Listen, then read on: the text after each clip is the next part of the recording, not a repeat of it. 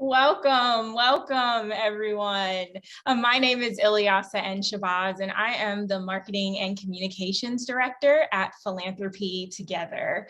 And I am so thrilled to open up this space at We Give Summit with members from Philanos. As a network, you all always show up, you always show out. And so thank you so much for being here today for this network block session, the wisdom of younger members, how and why next-gen philanthropists are changing giving circles. A bit of housekeeping, please know that closed captioning is available and it can be enabled at the bottom of your screen. We also encourage you to please share feedback following this session by completing our 2-question poll. And with that, I'm happy to pass it over to Susan, the wonderful chair of Philanos, to kick off today's discussion. Hi, Susan. Thank you, Ilyasa, and please extend our thanks to whoever the music picker is for Philanthropy Together. You guys always have the best. Thank you. So as Ilyasa said, my name is Susan Benford. I'm the chair of Philanos. And if you don't know, Philanos is a network of 78 women's collective giving circles in 27 US states, the District of Columbia, the UK, and Australia. We represent 18,000 women who have cumulatively granted $175 million to their local community nonprofits. Today, we have with us 2 women who are leaders in this movement. Daye is on the board of Impact 100 Philadelphia, where she serves as co-chair of its membership committee and oversees its Founders Fellowship program. She initially came to Impact as a Founders Fellow. Cassandra Trujillo is a board member at the Philanthropy Connection in Cambridge, Massachusetts, and has served as its chair of the Young Philanthropist Initiative. She too was initially a fellow at the Philanthropy Connection. What 2 incredible examples of this generation assuming leadership roles. Today, we hope to accomplish 3 objectives. We want to share what these women and their giving groups have learned in building and scaling their next-gen giving programs. We want to learn what benefits have arisen as a result of including all these younger voices in their group's leadership and operations, and what changes their involvement has brought to these groups. We'll leave plenty of time for your questions, as we know that many groups are building and scaling these young philanthropist programs. Kindly use the Q&A to ask questions and save the chat function for all other information. I will now hand it over to Nia and Cassandra to discuss their programs. Thanks, Susan. And hi, everyone. Thanks for joining us today. I know me and Cassie are excited to share what we know and what we've experienced so far. So just to start off, some background information for Impact 100. When it comes to our YP initiative, we like acronyms, so YP. It officially started in 2018, though our Founders Fellowship started in 2014.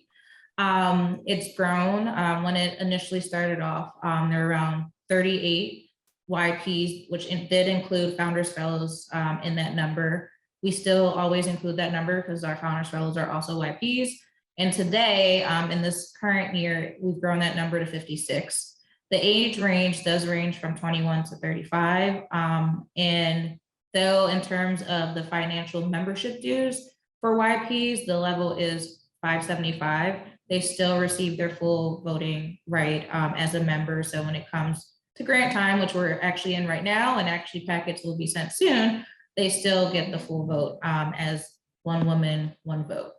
So that's a quick overview for us, and I'll pass it over to Cassie. Yeah, hi everybody. Philanthropy Connection, fairly similar in a lot of ways. So Philanthropy Connection was founded in 2012, the year we were founded. We did start with a fellowship program. I believe we had 6 YPs. We also used that acronym that year.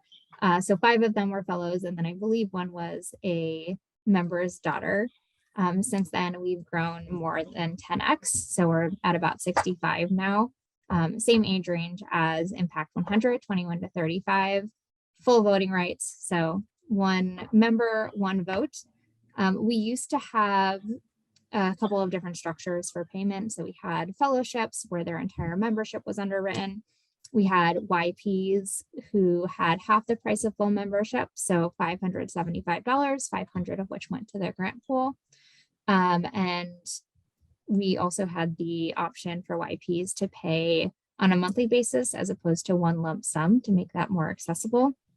In the past year or so, we've actually expanded membership due options or membership donation options to the broader membership, in part based on the learning from the YP program that we can bring in a lot more people if we do expose some different price points, and that price points is not the right word, donation points. And that there are people who are bringing in value in lots of different ways, and some of that is financial, and there's also a lot of different ways.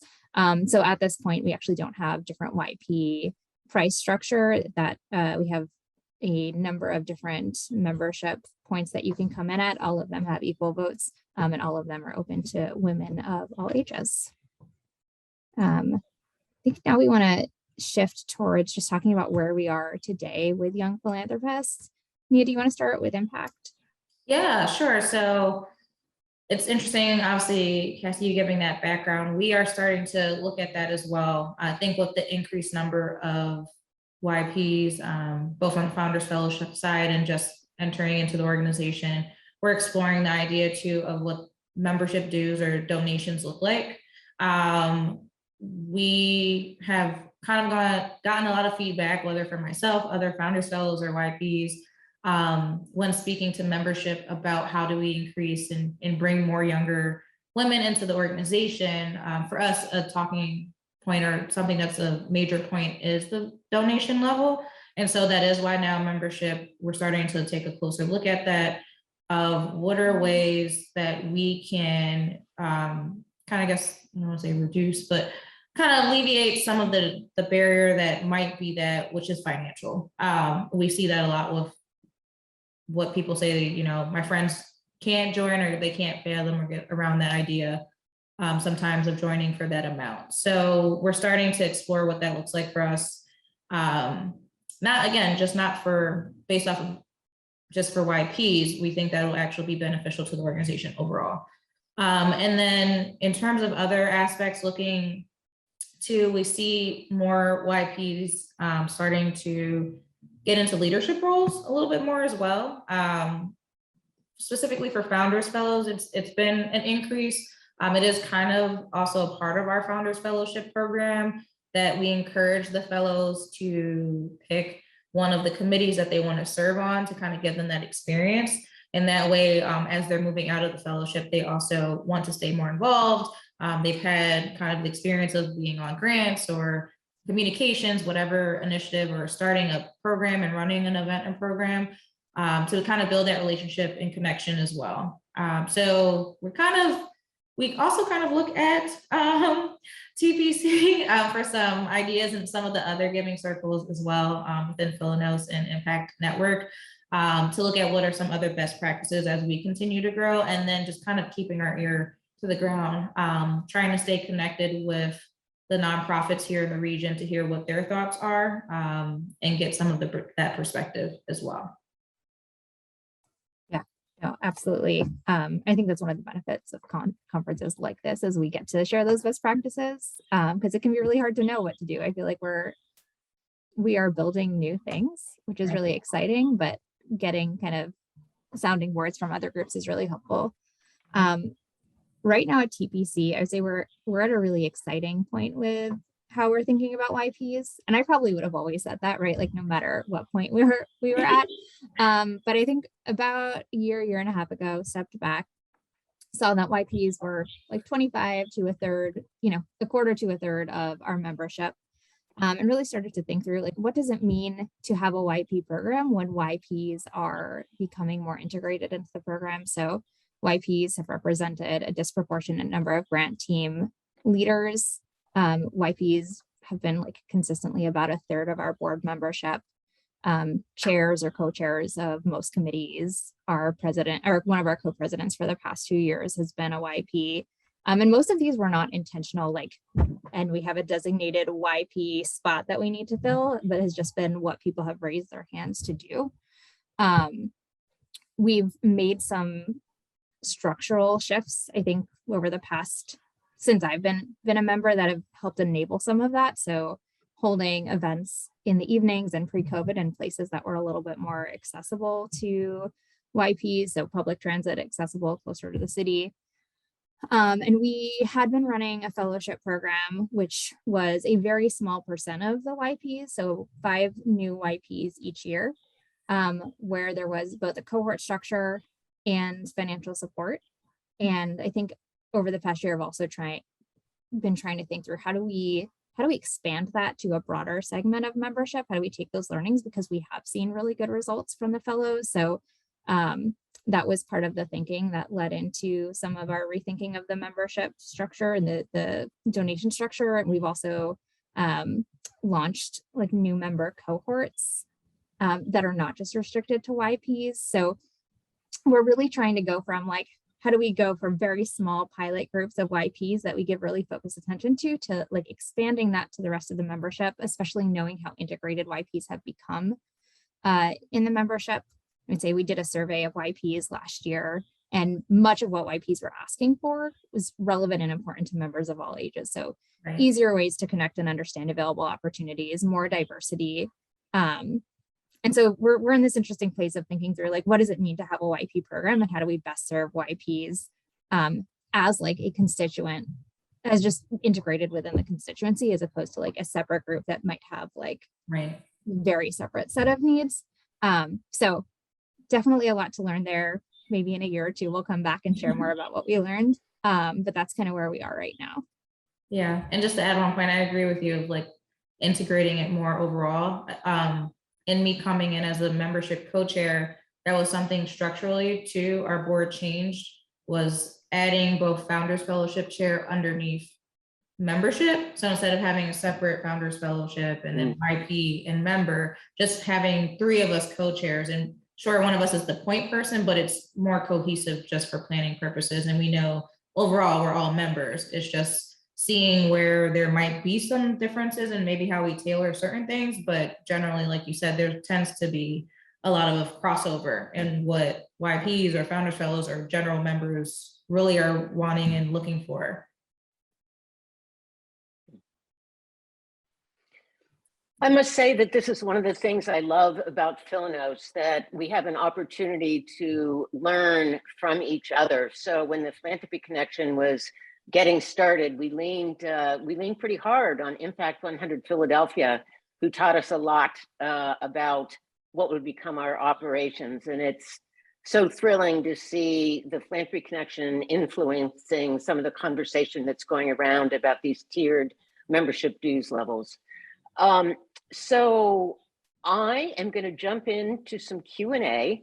Let me start out with a question. That's wonderful. If you could name one thing that your older members do that makes you feel most included, what would it be? I can jump in first. And I saw that question came from Jenny. Jenny, I think you do a really good job of making us feel included. Jenny is also part of TPC.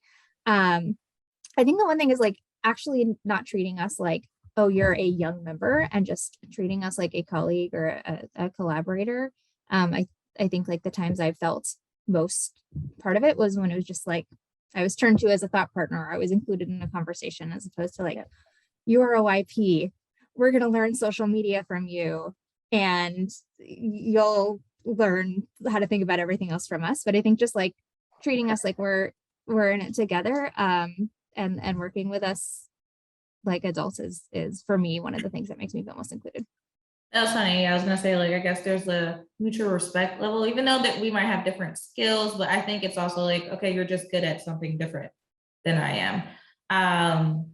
So definitely like appreciating what we bring and valuing and seeing it as like, you're a professional in this realm. We would love to have you be a part of that. I guess too, also I would say like, I think sometimes we do appreciate it might seem, I guess, a little maybe like because we're younger, but we appreciate the direct outreach, and sometimes it does feel, it's odd to say motherly, but it does sometimes feel that like it's a kind of a comfort in building a true relationship with us, and kind of, I think especially for some of us YPs, some of us are not necessarily originally from the Philadelphia area. So also having that sense of additional community, it's like sisterhood, but like a big sister, also a mother figure sometimes. So kind of making us feel very much at home within Impact, I think has been helpful, at least for me. Let's say that. Yeah.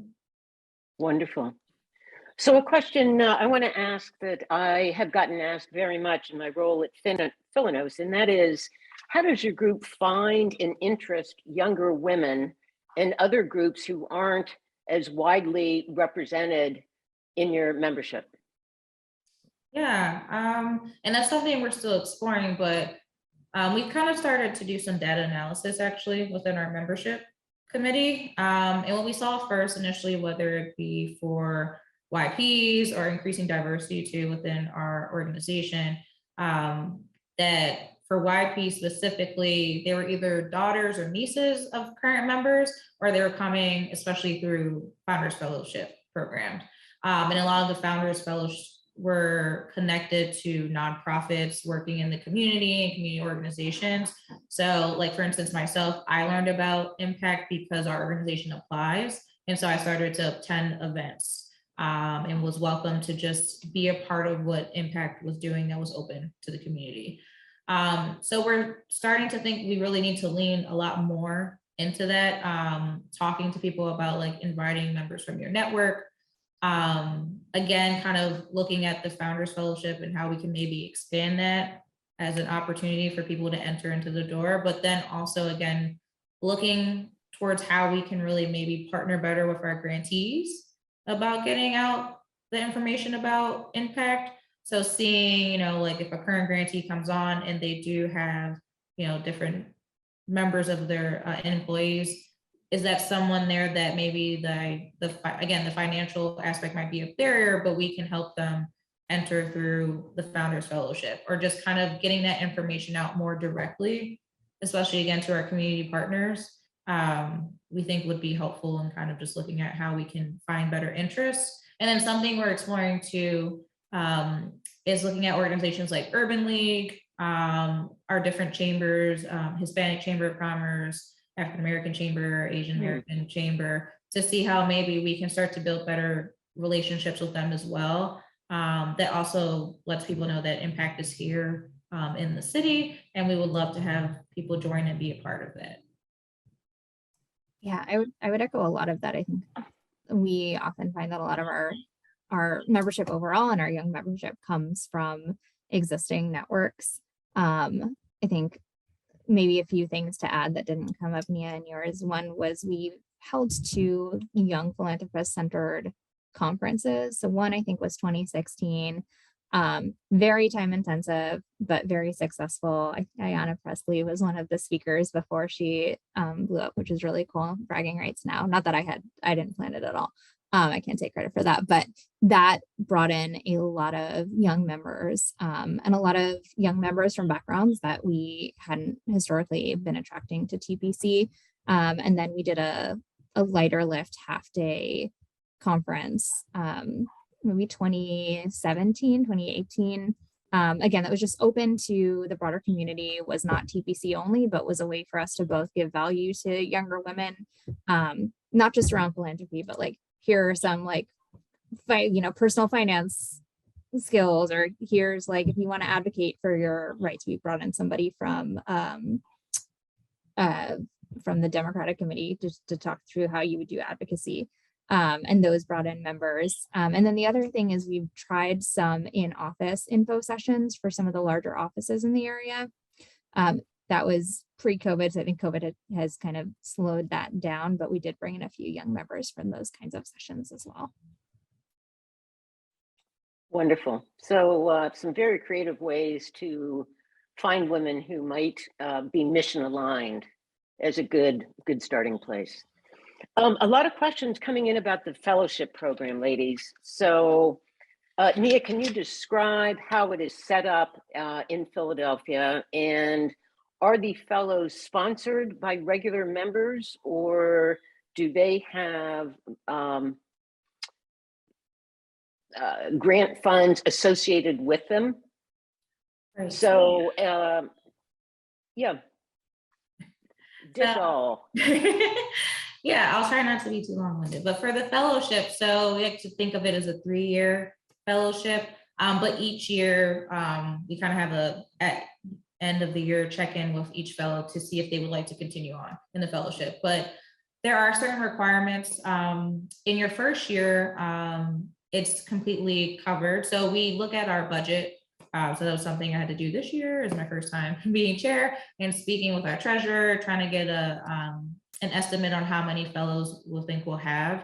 And so those funds are used out of our operating funds to cover and kind of subsidize whatever number of fellows we'll have for the year.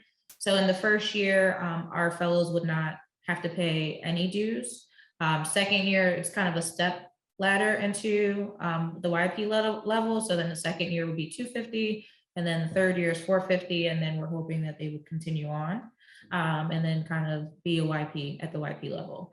And so then along with that aspect, we, again, I think I was mentioning earlier how we want them to be like, kind of get the experience of impact. So I always like to joke with people, my first year was like a crash course in impact, because as a fellow, you're required to attend like a kickoff, our spring education, and essentially also be a part of the grant review process. So there are certain requirements that our fellows have that are different than general or YP members.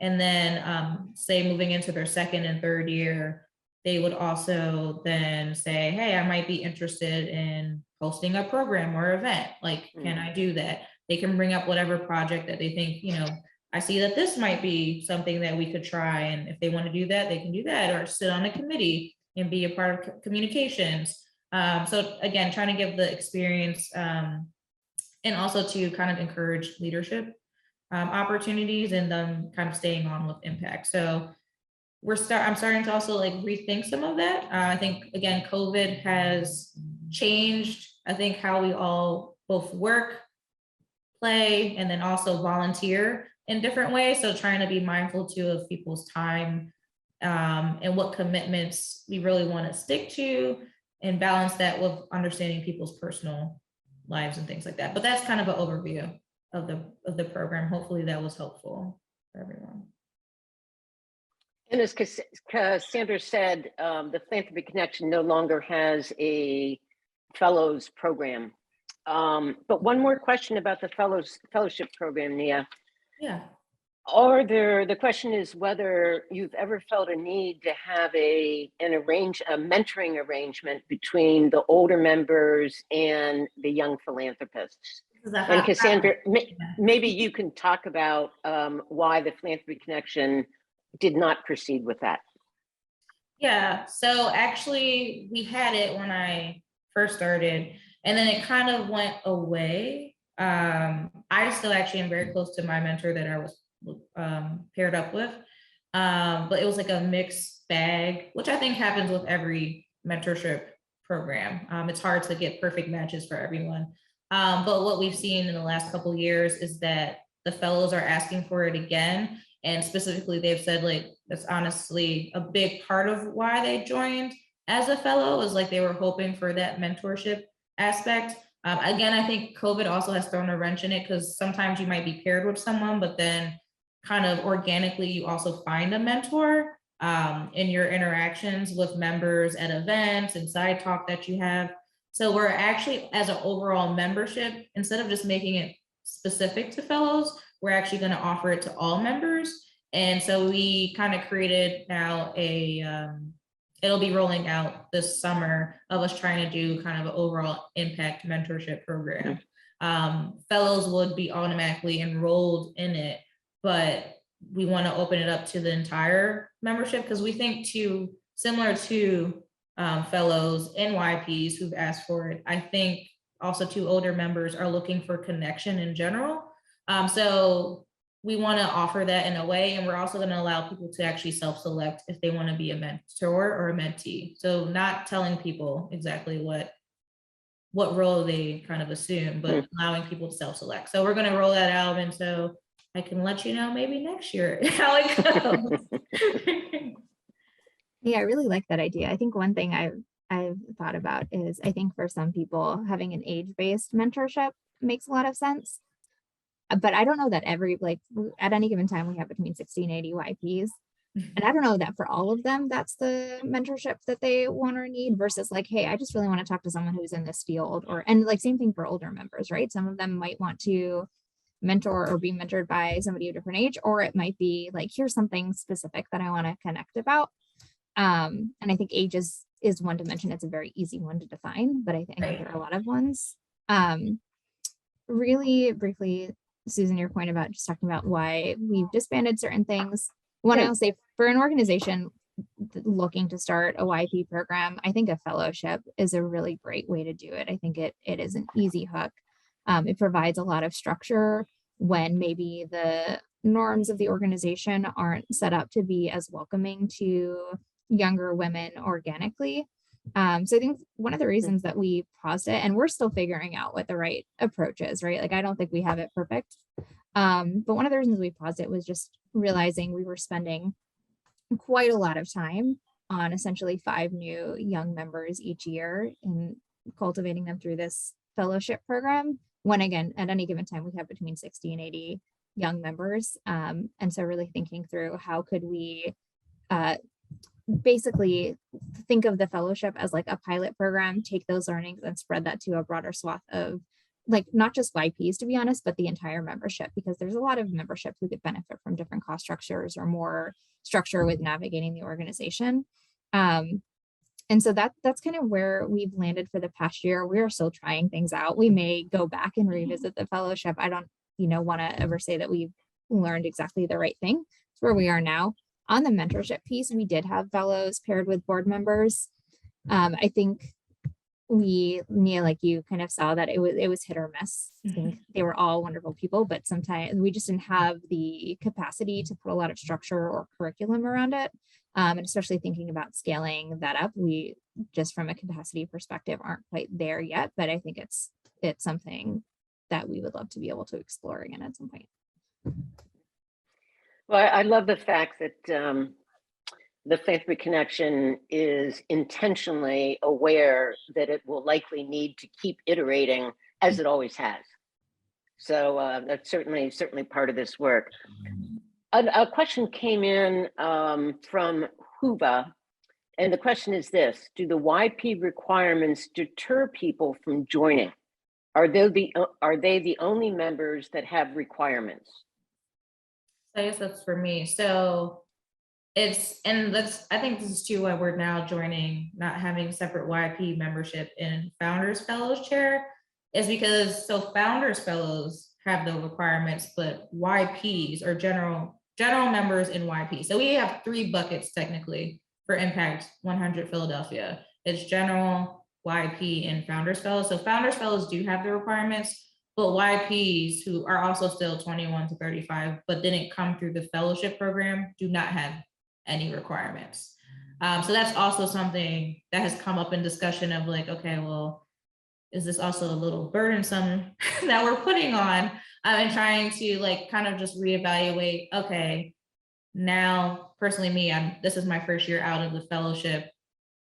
Is this still like productive and giving, again, the fact that COVID has occurred, do we want to reshape what those requirements look like if people do come through the fellowship versus YP? So it can differ too for different YPs.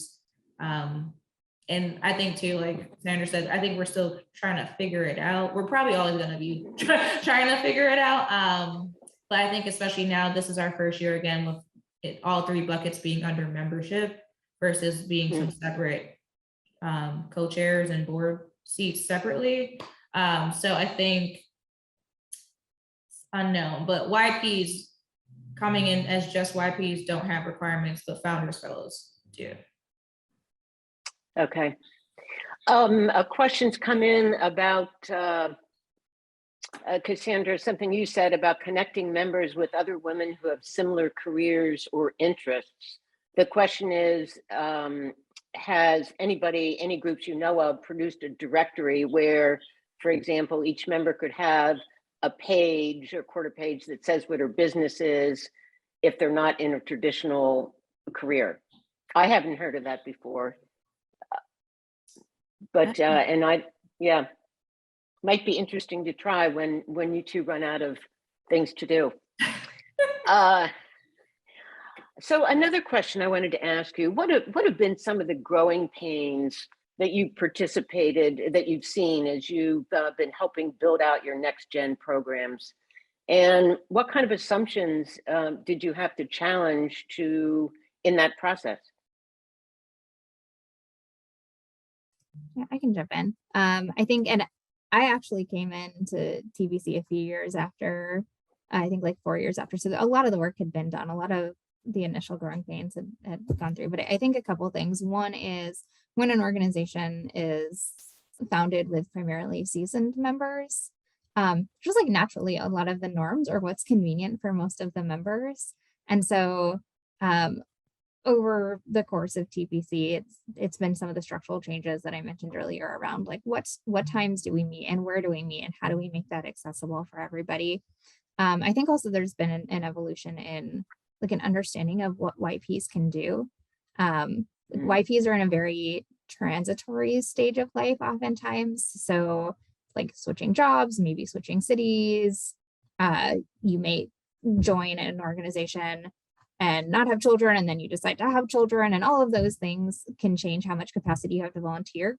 But I think then it can sometimes be easy to assume, and so you actually don't have much to bring to the organization while you're here. And over time, I think in some ways, because people fought for the opportunity to be able to show what they could do, and in other ways, just organically with who was raising their hand, I think our seasoned membership has given the YPs a lot of trust that maybe wasn't there at first, but kind of like seeing that there was a lot to contribute. And so some of that I think is just natural, like what are the assumptions we have about young people and what they can bring.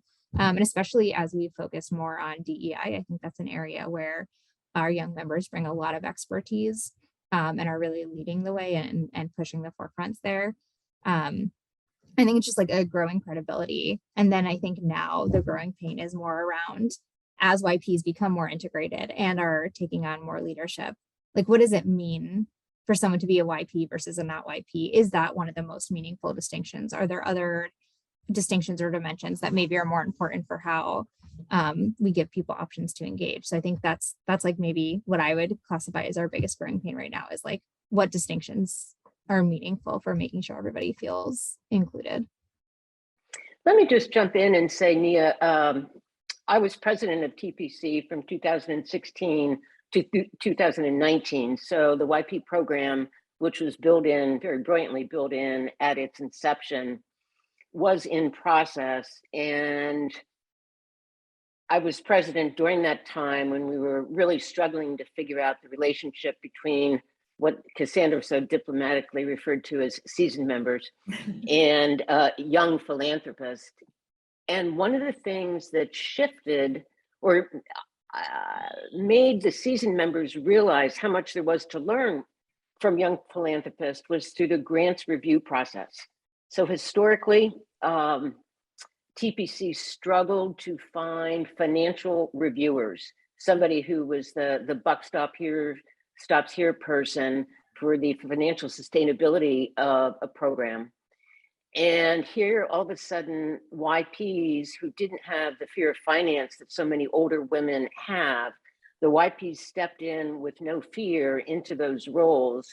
And it was really a lens through which older women could see, wow, they know stuff that I don't know, and there's really an opportunity to learn here.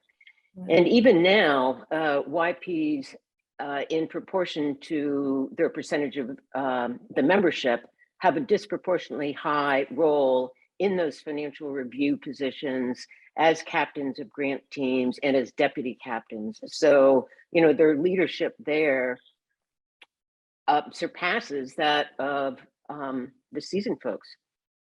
Yeah, I think similarly for us, not specific maybe the we call it FRPs, but the financial review panel. But definitely in grants, I've heard that from leadership, from other members of the perspectives of YPs, sorry, something zoomed by, the perspectives of YPs in those team meetings specifically, they feel like a lot of times is really invaluable. And I think too, one, it's a different perspective, different lived experiences. And then a lot of YPs and specifically Founders Fellows are also working sometimes in education or in nonprofit and heavily involved in those community organizations and neighborhoods that are applying to us, that they can give sometimes a little bit of a different perspective, an insider view, to contribute to the decision-making process. And we've seen a lot of times too, that can sometimes change the trajectory of what a team might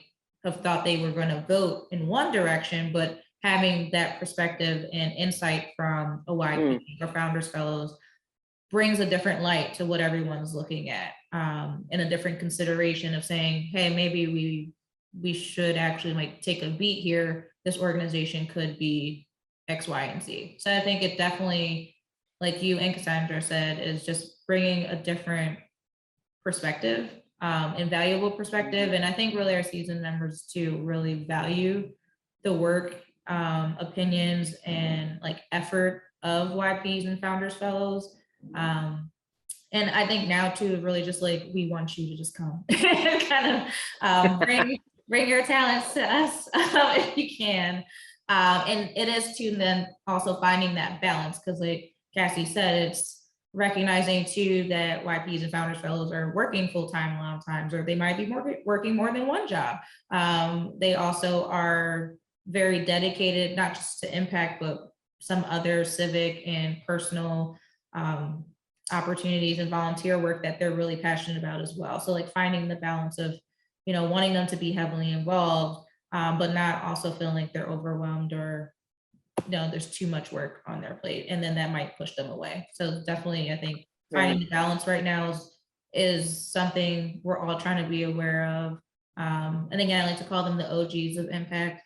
They're very like aware of that, and they're actually very concerned about making sure that they're creating a space that is beneficial, is not overwhelming, and is inclusive of YPs and Founders Fellows. Wonderful. So it's clear all that your generation is bringing to the collective giving world in affiliates that have young philanthropist programs. What do you think? And I know I'm asking you to generalize, but from your experience, what do you think young philanthropists get from belonging to a giving circle? What are the personal rewards? Or sorry, go ahead, Nia. Go for it. Yeah. I think again, it's the connection, it's the opportunity to, I think, also experience your passion in a different way. I would say personally for me, I never thought I would be able to be a part of an organization like Impact to further along in my like career in life. I thought it would take a lot more time for me to be able to experience this. Had to get more experience under my belt professionally, or just also build up to financially to be able to do something to this impact. So I think it offers a personal kind of gratification or experience that a lot of us are looking for to be able to have a larger impact in our community, and still a somewhat extremely impactful, I always try not to use the word impact, but overarching way. So I think it's that, again, the connection that you're able to build both within your peer group, but again, with seasoned members that can benefit you both personally and some personal growth, but then also I think professionally as well. But those are some of the things I can see initially. Yeah, I think, and I'll mostly probably speak from personal anecdotes. But I think a couple things. One, all the things that seasoned members get from it, YPs are getting from it too. Like it's good. It feels good to be getting more involved, learning more about the issues. I think in addition to that, a couple of things. One is, Nia, maybe to give a specific example of what you were saying around, like, you didn't think you would have the opportunity to do some of these things early. There were things that I had, like skills I had wanted to practice, that I was not being given the opportunity to do at work, even when I was asking, including Susan, like the financial review stuff. I wanted to get deeper into finances. That was something I could come to TBC and I didn't have to have prior experience. And TPC was just so excited that somebody wanted to do it. They're like, we're great, we'll teach you how to do it. Please do it. So I think getting to practice skills in an applied way that maybe we aren't getting the opportunity to do in other places. Another, at least for me, I know that my parents didn't have careers in the way that I think about my career. They had like a job that they did their whole lives. And coming into TPC, there were a lot of women who did actually have a lot of different types of jobs and pivots within their careers, and had already thought through some of the things that I was trying to think through and didn't have as many like more seasoned examples in my life. So I think that's been really great, just to like learn people's life stories and how they think through things, and have those examples, and so many examples, right? It's not just like one, it is a room full of women, all with different stories. And then I think the third is the first time I attended a board meeting before I was even on the board. It was a very lively board meeting. There's a lot of passionate debate going on. But I think I'd always been told like women lead very differently from men, and women are more demure and meek and whatever. And like being in a room of women who were all very passionate and like willing to like, you know, going to make themselves heard, all for the purpose of making sure that we were doing right for our organization and our grantees. I think that also unlocked for me like we can also go a little bit harder on this. And so I don't know, just like having that example has been really helpful for me. Yeah, it's funny, I think you say that, because I think, like you said, being able to foster skills that then you can bring outside of that is definitely something I feel that way too. And like you said, seeing these women, my mom also too, she is a small business owner, but to see other women too kind of doing that, it definitely did also translate to work. So I felt I was able to bring a different level of confidence to my work, because I did actually start my job when I first got introduced to impact. So as I was going through my journey of like learning my personal job, I was also learning and experience impact.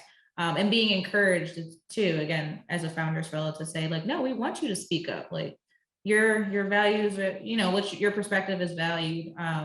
You have something to bring to the table. Over these last 4 years is definitely just like, again, translated outside of impact work. I often think how empowering it would have been if I had been a young philanthropist, say a 30-year-old woman. I have a background in finance, and being a financial reviewer and having that veto power on a grant team. And part of that role is obtaining consensus from a group of 8 to 10 women. And let's face it, they're mostly type A's with strong opinions. And getting that group to a consensus, what an extraordinary opportunity for learning leadership. That was phenomenal. So Cassandra, you mentioned some of the changes that were made structurally at TPC to fit better into the lives of the young philanthropists, like holding meetings at night, holding meetings closer to public transportation. What about the actual structure of the organization itself? I know TPC moved into a co-president role, but what other structures have changed? And in Philadelphia too, Nia, how has the organization changed to accommodate the work lives of young philanthropists, which are typically busier than the work lives of seasoned philanthropists, if they are still working? Yeah, two things immediately pop to mind, and Susan, hold me honest if I'm forgetting other ones, or anyone else who's on the call from TPC. But one, Susan, as you mentioned, we moved into co-chair and co-president positions, and I think that benefits everybody. Like in general, those are very large jobs, even if you're not a young philanthropist. So just being able to share that workload, and that makes it much more accessible for people who can't give almost all of their time to the organization, but still have a lot to give. And then the second, on our board, as I mentioned, we usually have about a third of our board is YPs. And typical board membership, I believe the term is 3 years.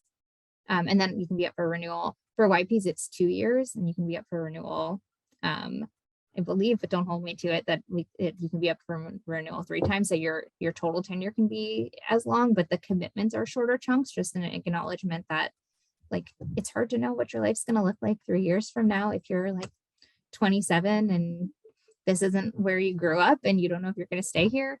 So I think just recognizing that people have a lot to give, even if they can't commit 100% as like in terms of length of time or amount of time.